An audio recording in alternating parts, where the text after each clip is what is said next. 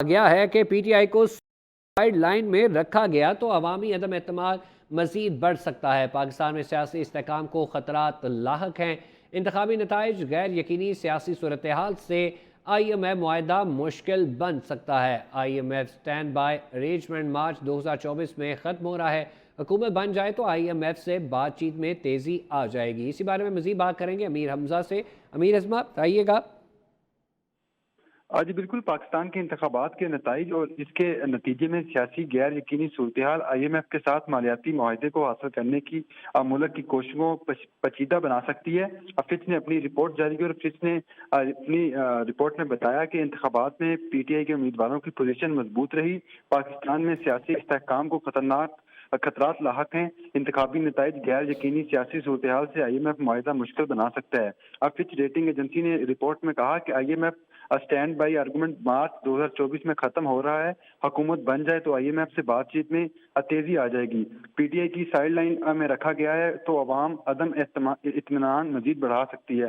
اسی طرح Fitch rating agency نے اپنی رپورٹ میں مزید کہا کہ انتخابات میں پی ٹی آئی کے امیدواروں کی پوزیشن مضبوط رہی ہے۔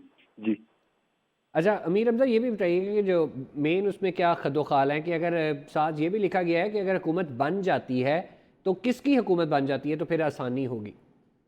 دیکھیں، فچ ریٹنگ نے اپنی رپورٹ میں کہا کہ فرض کریں اگر پاکستان چند ماہ میں آئی ایم ایف سے رقم حاصل کر بھی لے تو اگلے مذاکرات میں ناکامی رہے گی اور ملک مختلف دباؤ اور ڈیفالٹ کے امکانات میں اضافہ کرے گا۔ فچ نے تسلیم کیا کہ حالیہ مہینوں میں پاکستان کی بیرونی پوزیشن میں بہتری آئی ہے۔ فچ ریٹنگ کے مطابق اسٹیٹ بینک آف پاکستان کے زر مبادلہ کے ذخائر 9 فروری تک بڑھ کر 8 ارب ڈالر تک پہنچ جائیں گے اور جو گزشتہ برس 3 فروری 2.9 ارب ڈالر کی کم ترین سطح پر تھے۔ متوقع بیرونی فنڈنگ کی ضروریات کے مقابلے میں یہ ذخائر کم ہے۔ کم از کم اگلے چند سال کے لیے ادائیگیاں ذخائر زیادہ ہوں گی۔ تو اس کے ساتھ ساتھ فچ نے مزید کہا کہ پاکستانی حکومت کے ایجنڈے میں سب سے اہم مسائل میں سے ایک ہے کہ فچ آئی ایم ایف کے نئے معاہدے کو حتمی شکل دینا مشکل ہونے میں امکانات ظاہر کیے گئے۔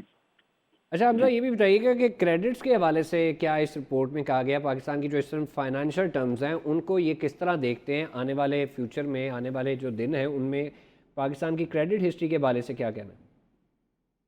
اپنی رپورٹ میں فچ ریٹنگ نے کہا ہے کہ فرض کریں اگر پاکستان چند ماہ میں آئی ایم ایف سے رقم حاصل کر بھی لے تو اگلے مذاکرات میں ناکامی ہوگی اور ملک مختلف قسم کے دباؤ کا شکار ہوگا اور تاہم ڈیفالٹ کے امکانات میں بھی اضافہ ہوگا۔ تو انہوں نے یہ تسلیم بھی کیا اپنی رپورٹ میں کہ حالیہ مہینوں میں پاکستان کی بیرونی پوزیشن میں بہتری آئی ہے۔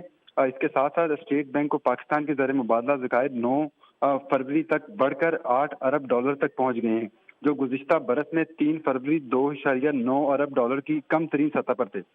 جی کم ترین سطح پر۔ بہت شکریہ امیر حمزہ، آپ ہمیں اپڈیٹ کر رہے تھے۔